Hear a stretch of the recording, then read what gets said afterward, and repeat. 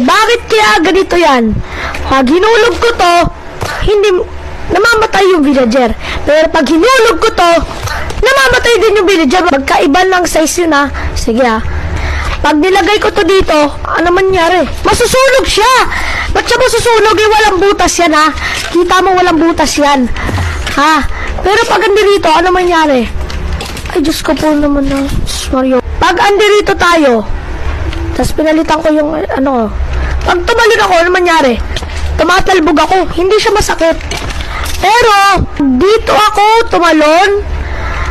Pag tumalon ako dyan, parehas na material yan, ha? Parehas na material. Pag tumalon ako dyan, tingnan mo! Bakit ganun? Ha? Saan ako nagkulang?